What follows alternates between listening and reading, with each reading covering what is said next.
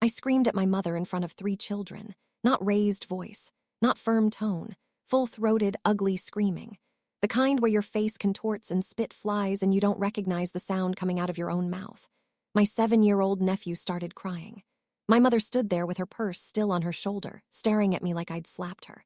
And all I could think was, I have become someone I don't know. This is not who I am, except it was who I'd become. After 9 months of swallowing everything, of disappearing, of being the free childcare, the backup plan, the daughter whose life apparently didn't count, I finally broke. And what's worse is that even as I was screaming, part of me was apologizing. Part of me was already trying to take it back. I need you to understand something about my family before I tell you what happened. I'm the younger sibling. My brother Daniel is 4 years older than me, and he's always been the golden child. Not in a cruel way, he's actually a good person. But he was the first grandson, the one who gave my parents their first grandchildren, the one who had the stable marriage and the house in the suburbs and the career in finance. He did everything right, in the exact order you're supposed to do it. And me, I was the one still figuring it out at 37. I'd spent my 20s in a relationship that went nowhere. I'd spent my early 30s climbing out of that, trying to build a career in marketing, changing jobs 3 times because I kept choosing companies that either downsized or had toxic cultures I couldn't survive. By 37, I was freelancing, which is a nice way of saying I was barely making rent most months and had no idea what I was doing with my life. But I was trying. I was finally trying to build something that was mine. I lived alone in a 1-bedroom apartment in a neighborhood that was up and coming, which meant it was affordable, but you couldn't walk alone after dark. I had a small office space, really just a desk and a chair near the window, where I'd been building my freelance client list. I'd wake up at 6, make my coffee, sit at that desk, and send pitches. I was hungry for it. For the first time in my life, I felt like I was moving toward something instead of just reacting to everything around me. It wasn't glamorous. Most days I ate the same salad for lunch because it was cheap and I could make it in bulk. I had 1 good pair of jeans and 3 work tops I rotated. My savings account had $1,800 in it, which felt like both everything and nothing. But it was mine, my little life, my little space, my shot. Then I lost my biggest client. It was March. They called it restructuring. They were very sorry. They'd love to work with me again in the future. All the corporate language that means you're done. That client had been 60% of my income. I had 2 smaller clients left, but they weren't enough to cover rent and groceries and health insurance I was buying on the marketplace that cost $340 a month for a plan that covered basically nothing. I didn't tell my family right away. I knew how it would sound. I knew my mom would do that thing where her face gets all concerned and she says, "Maybe you should look for something more stable, sweetie." Like I hadn't thought of that. Like I was playing at being a freelancer while real adults had real jobs. I told myself I'd figure it out before anyone had to know. I sent out 50 pitches in 2 weeks. I got 3 responses. One said maybe in a few months. One said their budget had been cut. One said yes, but it was a $300 project that would take me a week to complete. I was scared. The kind of scared that sits in your chest at 3 a.m. and makes you calculate exactly how many months you can survive on savings if you eat nothing but rice and beans. But I was also determined. I kept telling myself, this is just a rough patch. Everyone has rough patches. You're building something. Stay focused. Then my mom called. It was a Tuesday morning. I remember because I just sent out another round of pitches and I was making my second coffee, telling myself today would be the day someone said yes. My phone rang. Mom. "Hi, honey," she said. She sounded cheerful, too cheerful, the kind of cheerful that means she wants something. "What are you up to today?" "Working," I said, which was true. Pitching is work, even if it doesn't look like work to other people. "Oh, good, you're home. Listen, I need to talk to you about something. Daniel and Amy are going through a really hard time right now." My brother and his wife, married 12 years, 3 kids, Brandon 7, Olivia 5, and Sophie 3. "What kind of hard time?" I asked. "They're having some issues, marriage stuff. They're going to counseling, which is great, very mature of them, but they need some space to work on things. And Amy's parents are in Florida for the season, so they can't help. And you know Daniel works those long hours. I should have seen it coming. I really should have. So, my mom continued, I was thinking, since you're freelancing and you have a flexible schedule, maybe the kids could stay with you for a little while. Just a few weeks. Maybe a month tops. Just until Daniel and Amy get their feet under them. I stood in my tiny kitchen, holding my coffee mug, looking at my apartment. 1 bedroom, 1 bathroom. A living room barely big enough for a couch and a TV stand. My office space was a desk shoved in the corner near the window. Mom, I don't have room for 3 kids here. Oh, kids are flexible. They can sleep anywhere. You could put the little ones in sleeping bags in the living room. They'd think it was an adventure. And Brandon's so easy, he could sleep on the couch. It would only be temporary. But I'm working. I can't. I don't know how to take care of 3 kids. I've never done that. You're their aunt. They love you. And honestly, honey, this would be really helping your brother out. He's going through a lot right now. And I would take them, but you know I have my book club and my volunteer work and my back has been acting up. I really can't be lifting Sophie all day. Notice what she didn't say? She didn't ask if I could do this. She didn't ask if I wanted to do this. She just presented it as something that was obviously going to happen, and I was the obvious solution. I don't think. It would mean so much to Daniel. You know how hard he works. He's done so much for this family. And you're between projects right now, right? So the timing is actually perfect. Between projects, like I was taking a sabbatical, like I wasn't panicking about rent. When were you thinking? I asked. My voice sounded far away. Well, I'm actually outside your building right now. I walked to the window, looked down. My mom's car was parked in front, and I could see movement in the backseat, 3 small heads. She'd already brought them. I felt something cold slide down my spine. This wasn't a request. This was already happening. Mom, just come down and help me with the suitcases, honey. The kids are so excited to have an adventure with Aunt Sophie. I want you to understand, I wasn't a pushover. I'd said no to things before. I'd set boundaries in relationships, in jobs. But this was my mother. This was my family. This was my brother who'd always been good to me, who'd lent me money twice when I was younger, who'd never made me feel bad about it. This was my 3 nieces and nephews who I loved, who didn't ask for any of this. And underneath all of that was the thing I didn't want to admit, the fear that if I said no, I'd be confirming what I suspected they all thought anyway, that I was selfish, that I was the flaky younger sister who couldn't hold down a real job and didn't understand sacrifice because I didn't have kids of my own, that my life was less important because it was smaller, quieter, just me. So I went downstairs. My mom was already pulling suitcases out of the trunk, 3 of them, plus a huge bag of stuffed animals and a box of toys. This is just for a few weeks, I said, staring at the pile. Kids need their things, honey. Makes them feel secure. Brandon came running up to me. Aunt Sophie, Mom said we get to stay with you. Are we going to have pizza? Can we watch movies? He was so excited. His face was bright and open and trusting. Olivia was holding Sophie's hand, looking shy but curious. Sophie had her thumb in her mouth, clutching a worn, stuffed rabbit. I couldn't do it. I couldn't look at these kids I loved, and say, no, actually, you need to leave. Your problems are not my responsibility. So I smiled. I helped carry the suitcases upstairs. I let my mom set up the living room with sleeping bags and pillows. I listened to her instructions about bedtimes and food allergies and how Sophie needed her specific sippy cup or she wouldn't drink anything.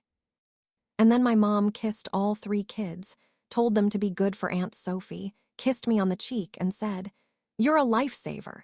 Daniel is going to call you later to say thank you." And then she left. I stood in my apartment, my 1-bedroom apartment that was now wall-to-wall children and suitcases and toys, and I felt the walls closing in. Brandon immediately asked if he could turn on the TV. Olivia wanted a snack.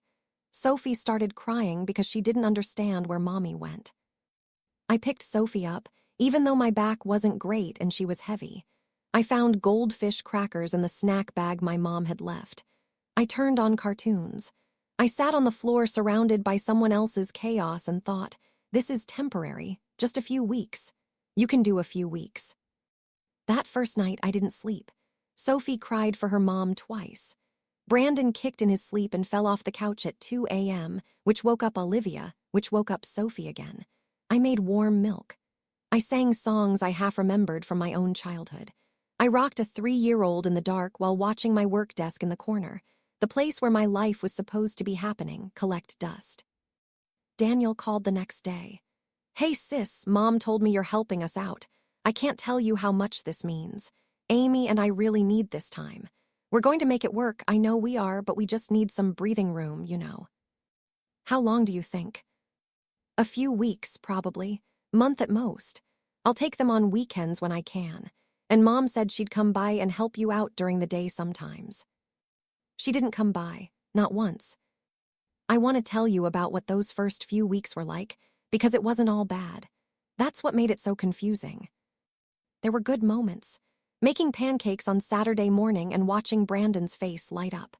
Reading bedtime stories to Olivia, who would snuggle into me and smell like shampoo in childhood. Sophie learning to say my name clearly. Aunt Soapy. And how my heart would crack open a little every time.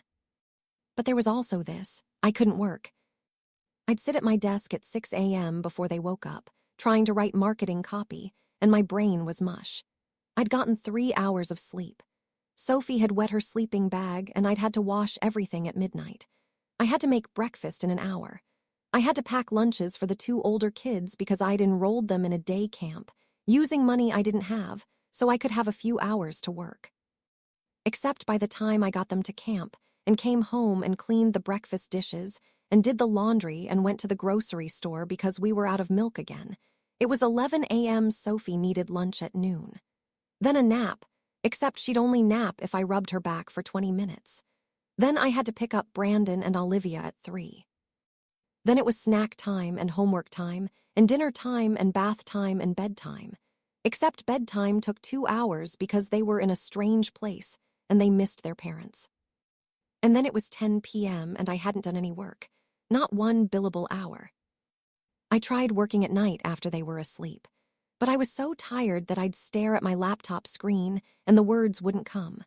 Or I'd wake up at 2 a.m. slumped over my keyboard because I'd fallen asleep mid-sentence. My 2 remaining clients started asking where their deliverables were. I missed one deadline, then another. I sent apologetic emails with excuses that sounded weak even to me. One client said they understood, but they'd have to pause our work until I could be more reliable. The other one just stopped responding. I had no income. I had 3 children. My savings account was draining by the day. I called Daniel. Hey, I know you're going through stuff, but I really need to work. Is there any way you could take the kids for a few days? Or maybe hire a babysitter for part of the day? God, I wish I could, Sophie, but things are really tight for us right now, financially. That's part of why Amy and I are so stressed, and I'm working 60-hour weeks trying to make up for the gap. Can you just hold on a little longer? We're making progress in therapy. I think we're maybe 2 more weeks from having a plan. 2 more weeks became 3, then 4. I called my mom. I can't do this anymore. I've lost both my clients. I have $600 in my bank account. I need help. Oh, honey, I know it's hard, but family helps family. This is what we do. Daniel would do the same for you. But he's not doing this for me. I'm doing it for him. And I can't, I'm drowning here. You're being a little dramatic. Lots of mothers do this every day with multiple children, and they manage just fine. But I'm not their mother, and I didn't sign up for this. You told me it would be a few weeks. Well, things take the time they take, Sophie. You can't rush healing. And honestly, the kids seem very happy with you. Brandon told me you're the fun aunt. You should feel good about that. I didn't feel good. I felt like I was disappearing. Here's what I looked like from the outside. A loving aunt stepping up for her family during a crisis. Self-sacrificing, generous, doing the right thing. Here's what I felt like on the inside. A person whose life had been erased, whose dreams were dying in real time, who went to bed every night with her jaw clenched so tight she'd wake up with headaches. I stopped returning calls from friends. What was I going to say? Sorry, I can't meet for coffee. I'm raising 3 kids that aren't mine, and also my career is imploding, and I'm too ashamed to admit that I can't handle this. I stopped looking at Instagram. Everyone else my age was posting about promotions and trips and dinner parties, and I was wiping someone else's child's nose for the 15th time that day while wearing sweatpants I'd been wearing for 3 days straight. I stopped looking in the mirror. I'd lost weight because I was too stressed to eat, but not in a way that looked good. I looked hollow. I had deep circles under my eyes. My skin was breaking out from stress.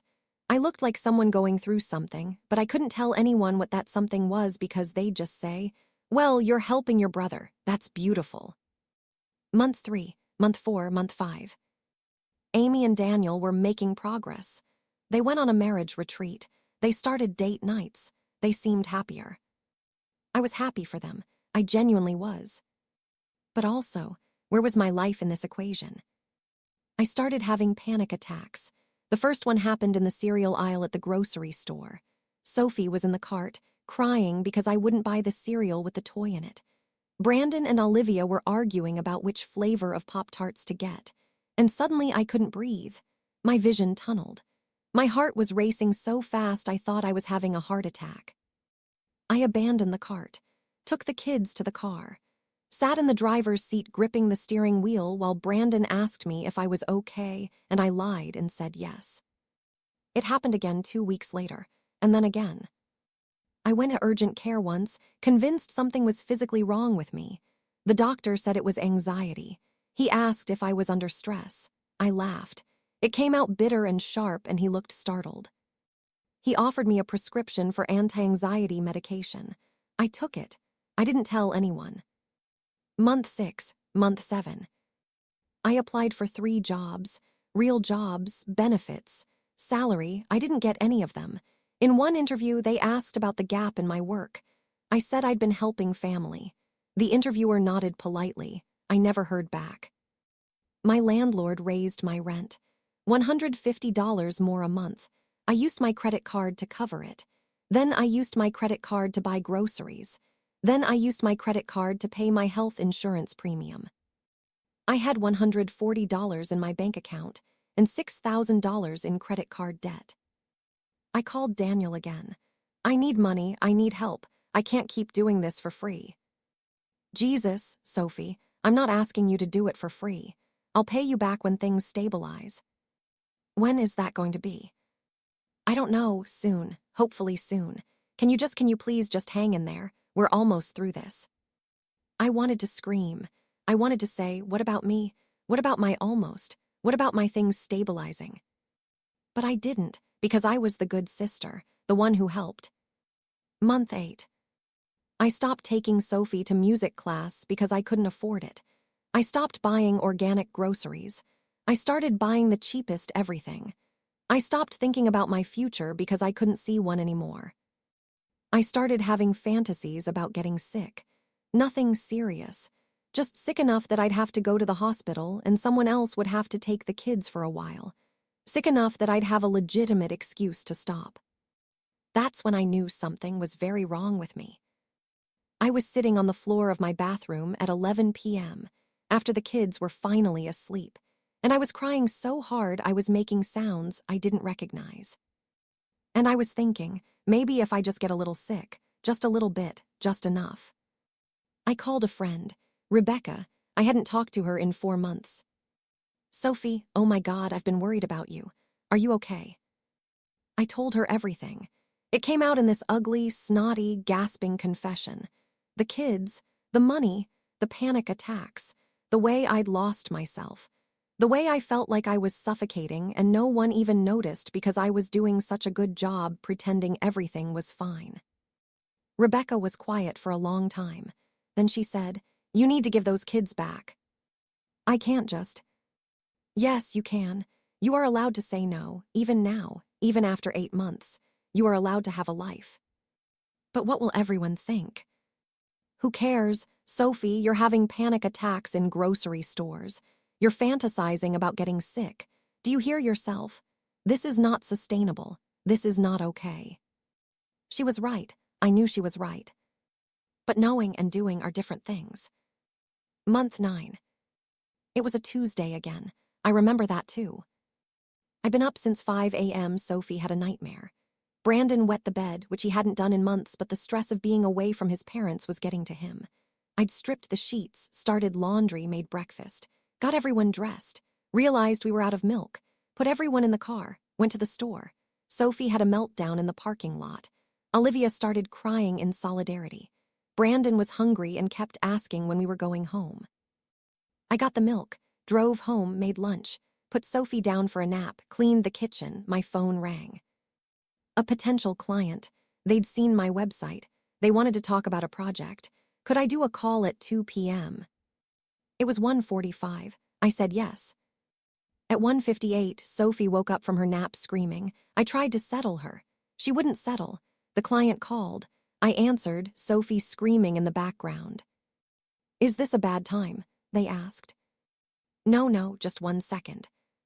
I couldn't make Sophie stop. I put the client on hold.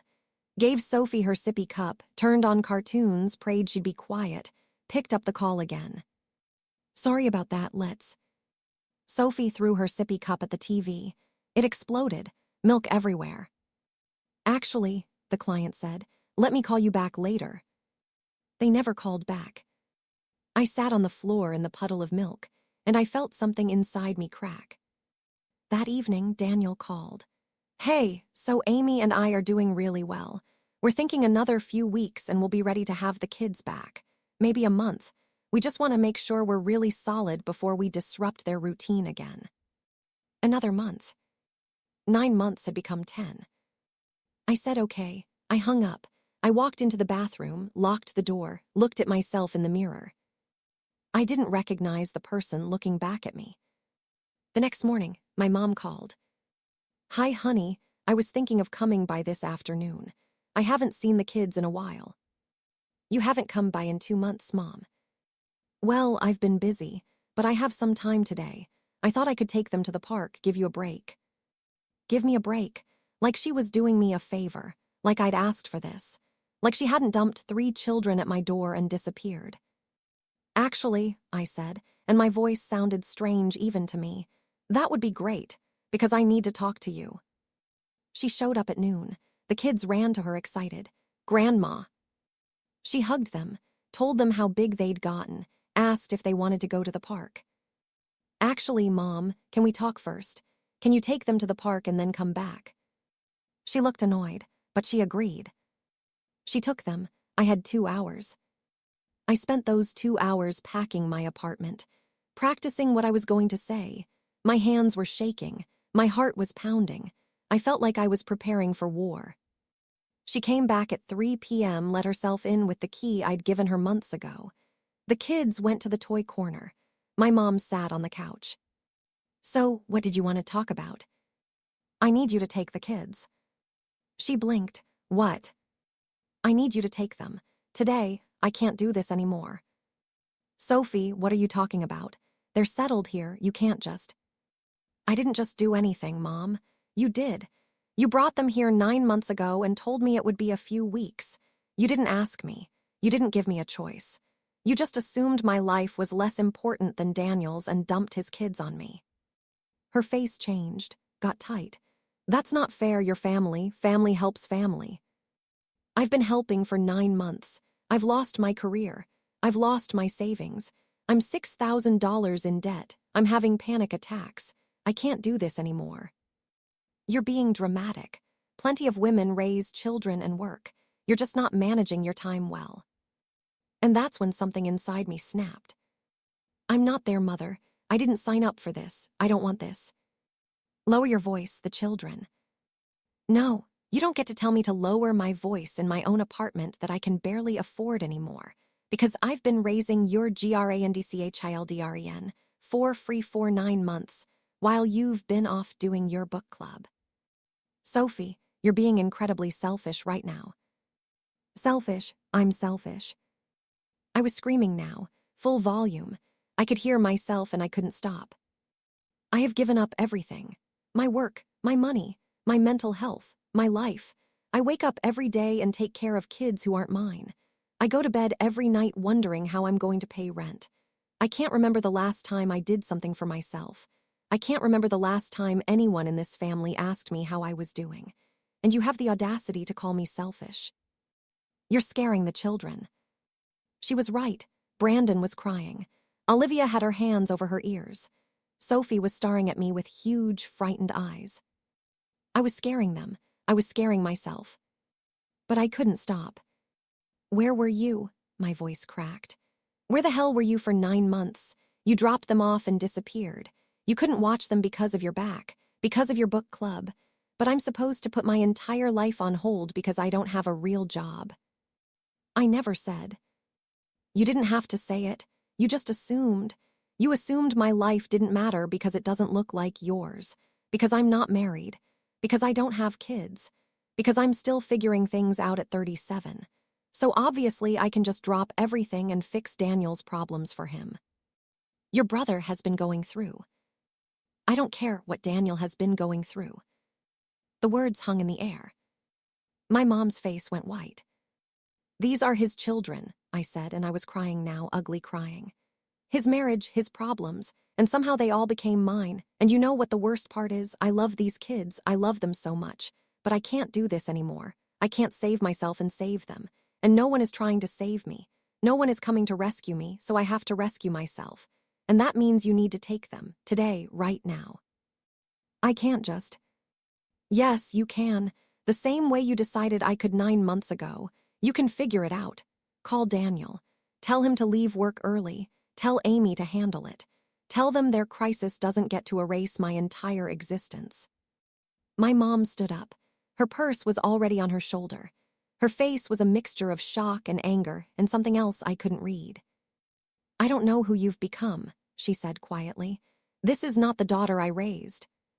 No, I said. The daughter you raised would have kept saying yes until she disappeared completely, until there was nothing left of her. Maybe that's what you wanted, but I can't be her anymore. She looked at the kids, looked at me. For a moment, I thought she was going to leave without them, just walk out and leave me standing there with my ultimatum. But she didn't. Get their things, she said. I packed their suitcases. I packed the toys. Brandon kept asking what was happening. I knelt down and told him that Grandma was going to take them for a while, that I loved them, that this wasn't their fault. He looked at me with these big, confused eyes. Did we do something wrong? No, baby, you didn't do anything wrong. But I felt like I had. They left. My mom herded them out without looking at me, closed the door, didn't say goodbye. I stood in my apartment, my empty, quiet apartment, and I slid down the wall and sobbed. Daniel called an hour later. He was furious. What the hell, Sophie? Mom called me crying. She said you kicked the kids out. What is wrong with you? I didn't kick them out. I told her I couldn't do it anymore. You couldn't just hang on for a few more weeks. It's been 9 months, Daniel. And we appreciated every minute of it. But Jesus, Sophie, you couldn't have given us a heads up. You just dumped them back on us with no warning. I started laughing. I couldn't help it. It was so absurd. Are you serious right now? You're lecturing me about dumping kids on someone with no warning. That's different. We were in crisis. And I'm not. You don't have kids, Sophie. You don't understand the kind of pressure. You're right. I don't have kids. They're your kids, Daniel. And I just spent 9 months raising them for you while my entire life fell apart. We were going to pay you back. When? With what? You just told me last week that money was tight. Silence. I needed help, he said finally. We needed help. I thought you cared about us. I do care about you, but I also have to care about myself, and no one else in this family seems to think that's important. He hung up on me. My mom didn't speak to me for 3 weeks. Daniel took the kids back, obviously. What choice did he have? Amy's parents cut their Florida trip short and came to help. The family rallied around Daniel and Amy. There were a lot of whispered conversations about how hard things were for them, how stressful. No one asked how I was doing. Actually, that's not true. My aunt called, my mom's sister. I heard what happened, she said. I braced myself for the lecture. Good for you, she said. I started crying. No, I mean it. Good for you for saying enough. Your mother has always had a blind spot when it comes to your brother, and you've always been the one who bends. I'm glad you finally stopped bending. It was the first time anyone in my family had said anything like that to me. The next few months were hard in different ways. I was broke, really broke. I had to ask my landlord for an extension on rent. I applied for food assistance. I sold some of my furniture to pay down my credit card debt.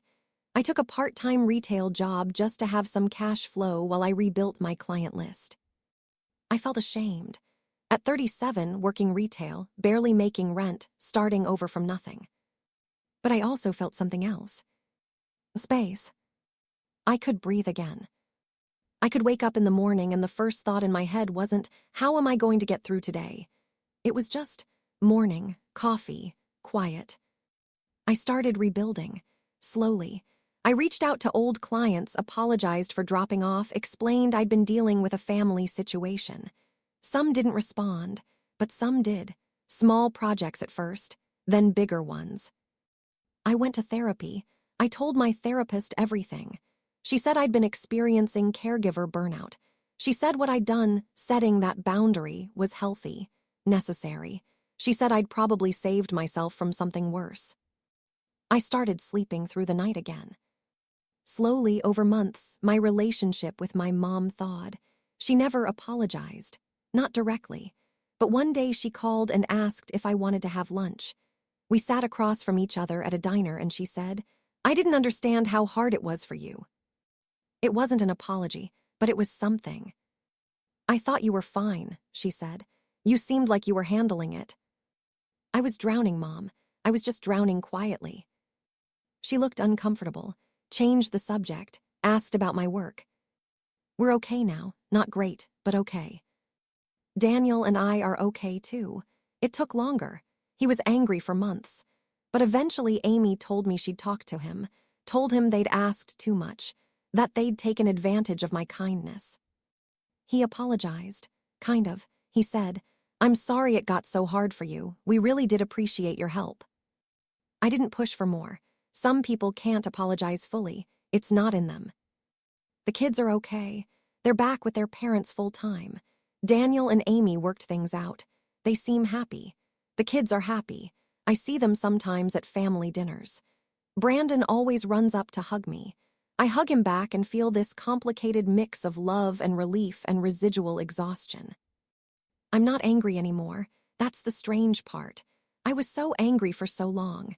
And then one day I woke up and the anger was just gone, replaced by this clear understanding of what I will and won't do, of where I end and other people's problems begin. I'm 40 now, 3 years out from the worst year of my life. My business is stable, not thriving, but stable. I make enough to pay my bills and save a little. I moved to a cheaper apartment in a better neighborhood. I have a therapist I see twice a month. I have boundaries I actually enforce. Here's what I wish I could tell my 37-year-old self, the one who opened the door that Tuesday morning and saw 3 suitcases and 3 kids and didn't know how to say no. Your life matters just as much as everyone else's. Even if it doesn't look like theirs, even if you're still figuring it out, even if you're single, childless, freelancing, struggling, your dreams are not less important because they're quieter. Your time is not less valuable because you're not raising children. Your crisis is not less real because it's invisible. You are allowed to say no, even to family, especially to family. And saying no doesn't make you selfish. It makes you human. I carry guilt about how it ended, about screaming in front of the kids, about the look on Brandon's face when he asked if he'd done something wrong. I wish I'd handled it differently. I wish I'd said something sooner before I got to the breaking point. But I also know this. If I hadn't broken, I would have just kept breaking off pieces of myself until there was nothing left. Sometimes the most loving thing you can do for everyone involved is to save yourself first. I still help my family. I babysit sometimes. I show up for birthday parties and holidays. But now it's on my terms. A few hours, an afternoon, not 9 months of my life. And you know what? They're fine. Daniel and Amy figured it out. The kids are fine. My mom is fine. Everyone survived me saying no.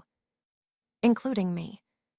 If you're watching this and you're in a situation where you're disappearing, where everyone around you has decided that your life is the one that can be put on hold, that your dreams can wait, that your needs come last, please hear me. You are allowed to choose yourself. Even if it makes people angry, even if they call you selfish, even if you lose relationships over it. You are allowed to choose yourself. I'm 40, I'm single.